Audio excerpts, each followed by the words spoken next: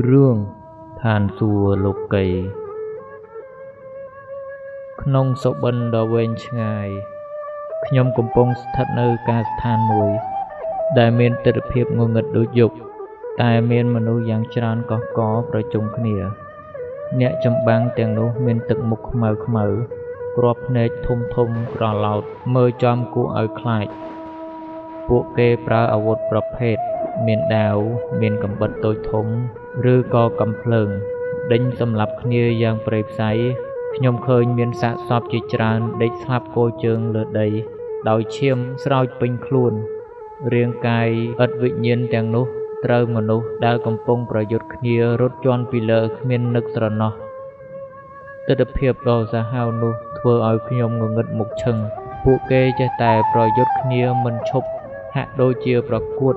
ដើម្បីរកមនុស្សម្នាក់ដែលខ្លាំងជាងគេបំផុតមនុស្សស្លាប់កាន់តែច្រើនទៅធ្វើឲ្យច្រមុះខ្ញុំធំក្លិនតែក្លិនឈាមពេលនោះខ្ញុំមានពុទ្ធរូបមួយអង្គនៅជាប់នឹងដៃខ្ញុំឃើញព្រះពុទ្ធរូបស្រក់ទឹកព្រះនេត្រគ្មានឈប់រហូតជោគពេញដៃទាំងពីររបស់ខ្ញុំមនុស្សកំណាចទាំងនោះចេះតែដេញកាប់សម្លាប់គ្នាសំដៅមករកខ្ញុំរហូតបានឃើញព្រះពុទ្ធរូបក្នុងដៃរបស់ខ្ញុំពួកគេសម្លឹងមកព្រះពុទ្ធបដិមាទាំងក្រសែភ្នែកលោភៈខណៈនោះទៅខ្ញុំកាត់យល់បានពីមូលហេតុដែលពួកគេកំពុងសម្លាប់គ្នាតាមពិតមនុស្សទាំងនោះចង់បានទ្រព្យសម្បត្តិពីដៃរបស់ខ្ញុំពលគឺព្រះពុទ្ធបដិមាធ្វើពីមាសសុទ្ធខ្ញុំគិតតែពីរត់ទាំងគ្មានគោលដៅពួកគេចេះតែរត់តាមខ្ញុំគៀកបង្កើយតែមិនដឹងមូលហេតុអ្វីទើបពួកគេធ្វើអីខ្ញុំមិនបានសោះទោះជាយ៉ាងណាខ្ញុំភ័យស្ទើរបាត់ព្រលឹងក្នុងខ្លួនហើយខ្ញុំបន្តរត់ក្នុងពិភពងងឹតរហូតមកដល់មាត់សមុទ្រមួយដែលមានជម្រៅសែនជ្រៅមើលទៅស្រាវឆ្អឹងគ្មានផ្លូវបត់ទៅមុខទៀតខ្ញុំក៏ឈប់ហើយបែរខ្លួនប្រឈមនឹងពួកគេទាំងបេះដូងស្ទើរលត់ចេញពីទ្រូងមនុស្សទាំងនោះក៏ស្រែកសម្លុតឲ្យប្រគល់ព្រះពុទ្ធរូបមាសទៅពួកគេពេលនោះខ្ញុំគិតក្នុងចិត្តថាបើទោះជាព្រមប្រគល់ព្រះពុទ្ធរូបមាសឲ្យក៏ពួកគេសម្លាប់ខ្ញុំដែរគិតហើយខ្ញុំក៏លោតចូលទៅក្នុងទឹកសមុទ្រដ៏ជ្រៅនោះពេលខ្លួនខ្ញុំធ្លាក់ទៅទឹកសមុទ្រខ្ញុំនៅតែដឹងស្មារតីដដែលរំពេចនោះស្រាប់តែភ្លៀងធ្លាក់មកស្រោចស្រពពីលើក្បាលរបស់ខ្ញុំដែលទឹកភ្លៀងនោះគឺជាទឹកដ៏កក់ក្ដៅជួយឲ្យខ្ញុំបាត់រងាក្នុងទឹកសមុទ្រដ៏ត្រជាក់មិនតែប៉ុណ្ណោះខ្ញុំក៏មានអារម្មណ៍ខ្លួនឯងថាមានកម្លាំងចម្លែកខ្ញុំបានហែលទឹកសមុទ្រយ៉ាងយូរហើយក៏ស្រាប់តែភ្ញាក់ខ្លួនថាខ្លួនខ្ញុំបានបាត់ពុទ្ធបដិមាទៅហើយខ្ញុំភិតភ័យខ្លាំងណាស់ប៉ុន្តែងាកទៅក្រោយក៏ឃើញបដិមាព្រះពុទ្ធកំពុងអណ្ដែតតាមខ្ញុំរហូតខ្ញុំក៏លែងភ័យហើយហៅទៅចាប់ស្រវាព្រះពុទ្ធអង្គកាលដែលខ្ញុំបានប៉ះព្រះកាយព្រះពុទ្ធរូបភ្លាមស្រាប់តែមានផ្កាឈូកដ៏ធំមួយផុសចេញមកជួយទ្រខ្ញុំឡើងផុតពីក្នុងទឹកសមុទ្រខ្ញុំរំភើបចិត្តណាស់ខ្ញុំអបព្រះពុទ្ធរូបបដិមាជាប់ទ្រូងរបស់ខ្ញុំការឈុកដ៏ធំនោះចេះតែរសាត់នាំរូបខ្ញុំរហូតទៅដល់មាត់ឆ្នេរមួយទីនោះមានពន្លឺព្រះអាទិត្យរះជញ្ចែងជញ្ចាចខុសស្រឡះពីទីឃាតកម្មអំបញ្ញមិញខ្ញុំចុះពីលើផ្កាឈូកដើរទៅលើឆ្នេរឯផ្កាឈូកនោះក៏រសាត់បាត់ក្នុងសមុទ្រវិញខ្ញុំដកដង្ហើមស្រូបយកខ្យល់បរិសុទ្ធលើមជ្ឈដ្ឋានរួចក៏ដើរចេញពីឆ្នេរសមុទ្រនោះហើយបានប្រទះនឹងទីក្រុងដ៏ស្រស់ប្រណិតមួយទីក្រុងអ្វីស្អាតម្លេះតើនេះជាទីក្រុងសួនឧទ្យានឬទីក្រុងមួយនោះតូចច្រឡឹងលម្អដោយផ្ទះថ្មគ្រប់ពណ៌ស្ថិតនៅជិតគ្នាផ្លូវថ្នល់រលោងស្រិលអមដោយសួនឧទ្យានដ៏ស្រស់បំព្រងមានរុក្ខាខ្ពស់ទាបប្រកបដោយផ្លែផ្កាពេញទាំងដើមក្រៅពីនេះខ្ញុំក៏ឃើញមានសត្វបក្សាបក្សីជាច្រើនខ្លះហើរខ្លះដើរ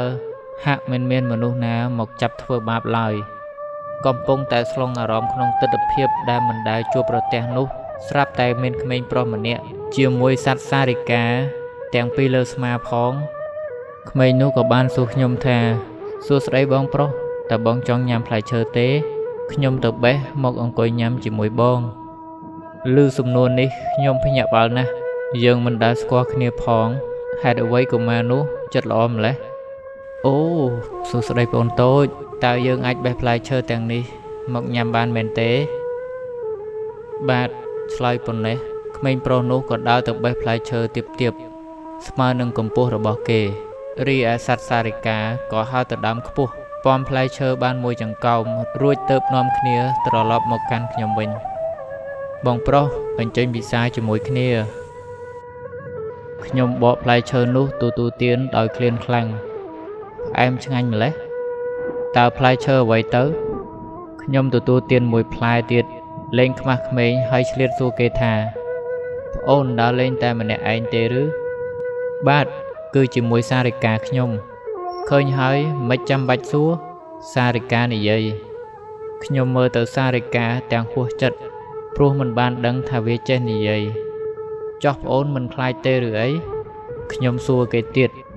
ក្មេងប្រុសនោះក៏មើលមកខ្ញុំធ្វើហាក់ដូចជាឆ្ងល់ហើយគេសួរត្រឡប់មកខ្ញុំវិញតើខ្លាចអីគឺខ្លាចមានមនុស្សខូចចាប់ធ្វើបាបណាតើម៉ាក់ប៉ាប្អូនមិនដែលប្រាប់ទេទេពួកគាត់មិនដែលប្រាប់ខ្ញុំផងប៉ុន្តែខ្ញុំដឹងថាទីកន្លែងនេះគ្មានមនុស្សខូចទេតើកន្លែងរបស់បងមានមនុស្សខូចមែនទេកុមារនោះឆ្លាតណាស់គេអាចដឹងថាខ្ញុំមកពីកន្លែងផ្សេងហើយមើលទៅកន្លែងគេប្រហែលជាគ្មានមនុស្សអាក្រក់ដូចគេនិយាយហើយពិតមែនហើយកន្លែងដែលបងរស់នៅមានមនុស្សខូចច្រើនណាស់គេចាប់ក្មេងតូចដូចប្អូនអញ្ចឹងធ្វើបាបទៀតគួរឲ្យខ្លាចណាស់ក្មេងប្រុសនោះលាន់មាត់ដូចមិនធ្លាប់បានដឹងរឿងអ្វីឡើយខ្ញុំក៏ឈប់និយាយរឿងនេះហើយបង្វែរមកសួរឪពុកម្ដាយរបស់គេម្ដងចុះតើពេលនេះម៉ាក់ប៉ាប្អូននៅឯណាពួកគាត់ទៅភ្នំតាំងពីព្រឹកព្រោះថ្ងៃនេះជាថ្ងៃសិលតើវត្តនោះនៅឯណាឆ្ងាយទេមិនឆ្ងាយទេដើរតែបន្តិចដល់ហើយបងចង់ទៅមែនទេចាំខ្ញុំជូនទៅពោលរួចក្មេងប្រុសក៏ប្រមូលសម្បកផ្លែឈើយកទៅដាក់ក្នុងធុងសម្រាមនៅក្បែរនោះទាល់តែស្អាតខ្ញុំតាមមើលគេលេដោយចិត្តសរសើរជាប់កុមារនោះពិតជាគួរឲ្យស្រឡាញ់ណាស់ហើយមានចិត្តល្អថែមទៀតខ្ញុំដើរតាមគេកាត់តាមទីក្រុងហើយប្រទះតែក្មេងៗប៉ុណ្ណោះអត់មានមនុស្សពេញវ័យម្នាក់សោះតើមនុស្សធំសុទ្ធតែទៅវត្តទាំងអស់មែនទេខ្ញុំសួរគេបាទក្មេងៗខ្លះក៏ទៅវត្តដែរប៉ុន្តែក្មេងៗខ្លះនៅទីនេះព្រោះចាំទទួលមនុស្សប្លែកៗដែលមាននិស្ស័យមកដល់ពិតជាភ័ព្វនិស្ស័យរបស់ខ្ញុំមែនដែលបានមកដល់ឋាននេះខ្ញុំគិតក្នុងចិត្តតាមផ្លូវទៅកាន់វត្តនោះមានស្រះទឹកស្លាស្វង់មានដើមឈូកផ្កាក្រហមសស្រស់បំព្រងហើយក៏ថែមទាំងឃើញត្រីហើយប្រឡែងពេញស្រះនោះផងមិត្តក្មេងៗខ្ញុំបានចង្អុលប្រាប់ខ្ញុំឲ្យឃើញដំបូលព្រះវិហាររបស់វត្តនោះពីចម្ងាយដែលប្រព្រឹត្តឡើងនៅកណ្ដាលចុងព្រឹក្សានៅក្នុងព្រៃព្រឹក្សានោះដែរពេលចូលទៅដល់ក៏ឃើញថាជាទីជម្រកដ៏ត្រជាក់ត្រជុំរបស់សត្វព្រៃគ្រប់ប្រភេទកូនក្តាន់គួរឲ្យស្រឡាញ់មួយបានដើរតាមពីក្រោយពួកយើងខ្ញុំស្ទាបបង្អែលក្បាលវាថ្នមៗកុមារាមិត្តថ្មីបានប្រាប់ខ្ញុំថាកុំឲ្យលេងជាមួយវាទៀតឲ្យវាទៅរកមេរបស់វាវិញទៅខ្លាចវាវង្វេងមេខ្ញុំស្ទើរតែភ្លេចខ្លួនឯងកំពុងតែដើរទៅវត្តហើយព្រោះក្នុងចិត្តចង់តែប្រឡែងលេងជាមួយកូនសត្វតូចៗទាំងឡាយខណៈនោះខ្ញុំកាន់តែដឹងច្បាស់ថាមិនត្រឹមតែបក្សាបក្សីទេដែលមិនខ្លាចមនុស្សសូម្បីតែមច្ឆាឬក៏សត្វចតុត្បាតផ្សេងៗក៏សុទ្ធជាមិត្តរបស់មនុស្សដែរខ្ញុំនឹកតែក្នុងចិត្តថាមនុស្សនៅទីក្រុងនេះប្រហែលជាគ្មានអ្នកណាបរិភោគសាច់សត្វឡើយតែខ្ញុំមិនហ៊ានសួរកុមារទៀតទេព្រោះខ្លាចគេភ្ញាក់ផ្អើលក្រោយមកពួកយើងក៏បានទៅដល់ទីអារាមមួយដ៏ធំល្វឹងល្វើយកាលនោះគឺស្របពេលពួកបរិស័ទទាំងអស់កំពុងចុះពីលើសាលាឆាន់ដ៏ធំល្មមអាចផ្ទុកបានបរិស័ទទាំងអស់ក្នុងក្រុងមួយនេះបរិស័ទទាំងអស់ពាក់អាវសក្បោសដូចពពកនិងមានមុខញញឹមញញែមលុះដោយសិលធម៌ខ្ពង់ខ្ពស់ស្វាមីភរិយាក្មេងចាស់ដើរបណ្ដើរគ្នាត្រសងហាក់គ្មានទុកព្រួយរឿងអ្វីពួកគេនិយាយទន់ភ្លន់ដាក់គ្នាសម្គាល់ថាពួកគេប្រហែលមិនធ្លាប់មានរឿងឆ្លោះរកែករកម្មរគោះអ្វីឡើយក្រៅពីនេះបរិស័ទស្ថិតក្នុងវ័យកំឡោះក្រមុំដោយជុំគ្នាកំប្លែងសើចខ្ញៀវខ្ញានិងមានយុវជនខ្លះកំពុងតែជួយគ្រាយាយតាដោយកាយវិការអន់លំទោន មិត្តកុមារក៏បាននាំទៅកាន់កុដិមួយដែលមានឪពុកម្ដាយរបស់គេនៅទីនោះខ្ញុំសូមរាបសួរចាស់ទុំពីរនាក់ហើយពួកគាត់បានជម្រាបតបតមកខ្ញុំវិញប្រកបដោយអធ្យាស្រ័យថ្លៃថ្នូរគួរឲ្យស្ញប់ស្ញែងបន្តទៅទៀតខ្ញុំក៏ចូលទៅថ្វាយបង្គំព្រះសង្ឃមួយអង្គមានប្រជជនដំណើរគ្នានឹងខ្ញុំប្រហែលជាបងប្រុសរបស់មិត្តក្មេងរបស់ខ្ញុំក្នុងកលៈទេសៈនោះខ្ញុំរំភើបពេករកនឹកអ្វីបង្គំសួរលោកបងគ្មានប៉ុន្តែព្រះសង្ឃព្រះជន្មក្មេងនោះក៏មានសង្ឃដីកាមកខ្ញុំមុនបងប្រុសប្រហែលជាកំពុងនឹកមន្ទិលពីបុរីនេះជាប្រកបមនុស្សដែលរស់ក្នុងបុរីនេះសុទ្ធតែជាព្រះពុទ្ធសាសនិកពួកគេរក្សាសិលតាមឱវាទរបស់ព្រះសម្មាសម្ពុទ្ធពួកគេរក្សានិច្ចសិលតាមឱវាទរបស់ព្រះពុទ្ធបរមគ្រូគ្មានលំអៀងពួកគេមិនចេះរកចំណេញកេងប្រវ័ញ្ចគ្នាឬក៏មានចិត្តលោភលន់ឡើយហើយតែងតែចែករំលែកអ្វីៗឲ្យគ្នាទៅវិញទៅមកដែលជាទង្វើនេះគឺជាទង្វើប្រពៃណីមួយនាំឲ្យគ្រប់គ្នាស្រឡាញ់គ្នាសាមគ្គីគ្នាពេលធ្វើការអ្វីមួយក៏ដោយប្រជារាស្ត្រទាំងអស់តែងតែចូលរួមជួយគ្នាជាដរាបពួកគេសុទ្ធតែជាមនុស្សឧស្សាហ៍ព្យាយាមប្រកបរបរកសិកម្មដំណាំគ្រប់ប្រភេទជីវភាពរបស់ពួកគេក៏ស្គាល់តែភាពសម្បូរសប្បាយគ្មានទុក្ខកង្វល់ស្ដាប់ដល់ត្រឹមនេះខ្ញុំក៏ទូលសួរព្រះអង្គនោះថាទីឋាននេះខុសឆ្ងាយពីទីឋានកំណើតរបស់កូណាតើព្រះគុណម្ចាស់អាចប្រាប់ខ្ញុំកូណាតើអ្នកណាជាអ្នកដឹកនាំបុរីនេះព្រះសង្ឃក្មេងបញ្ចេញដោយបញ្ញាបានមានសង្ឃដីកាទុនត្រជាក់តបចម្ងល់ខ្ញុំវិញនៅក្នុងនគរនេះប្រហែលជាគ្មានអ្នកដឹកនាំដោយប្រទេសរបស់បងប្រុសទេប៉ុន្តែនគរនេះប្រកាសជាមានអ្នកដឹកនាំជាក់ណាស់អ្នកដឹកនាំរបស់យើងគឺបុគ្គលមួយរូបមនុស្សទាំងអស់ទទួលស្គាល់ថាលោកគឺជាកតញ្ញូជនលោកស្ថិតក្នុងចិត្តគំនិតរបស់យើងប៉ុណ្ណោះតែទ្រឹស្ដីទូលមានព្រានប្រដៅដ៏ច្រើនលើសលប់របស់លោកត្រូវបាននគរនេះទទួលធ្វើជាច្បាប់រស់នៅ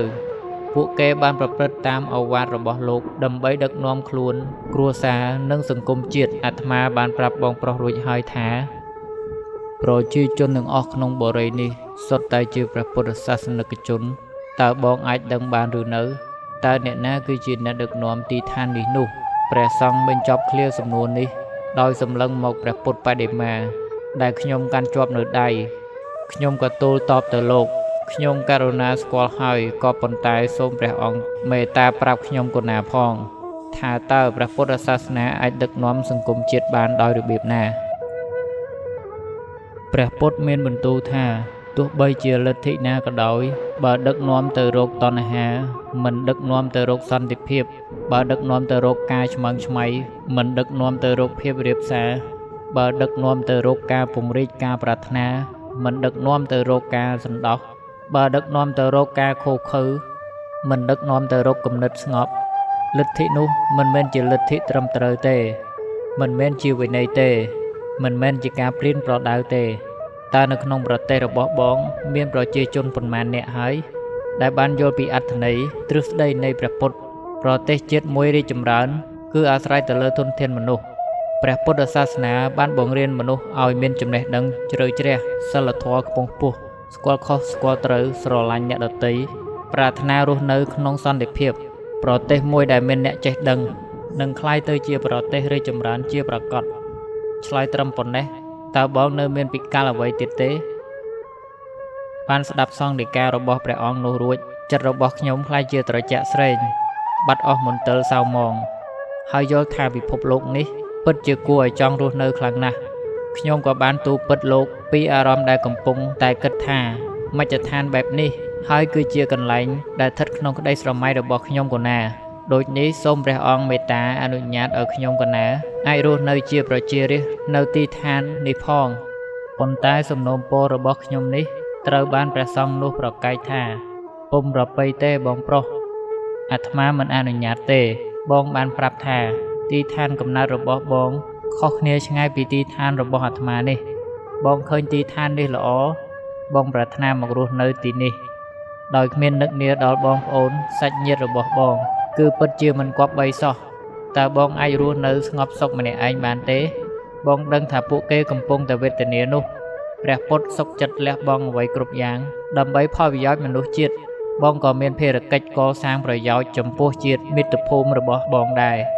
តែខ្ញុំក៏ណាអាចនឹងស្លាប់ព្រោះតែមនុស្សខូខើសម្លាប់មិនអីទេ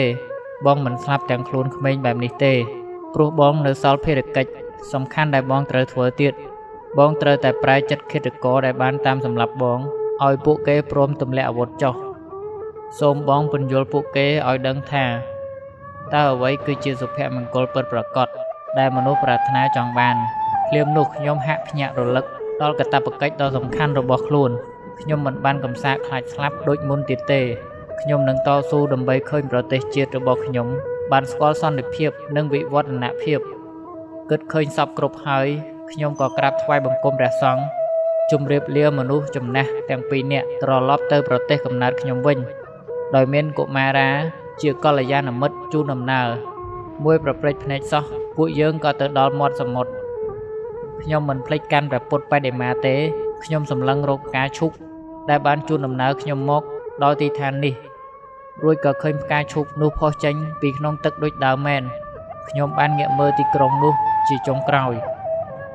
ព្រមទាំងពលលាមិត្តកុមារនិងសារិកាផងខ្ញុំបានឡើងអង្គុយលើផ្កាឈូករួចក៏ភ្ញាក់ពីសុបិនត្រឹមនោះ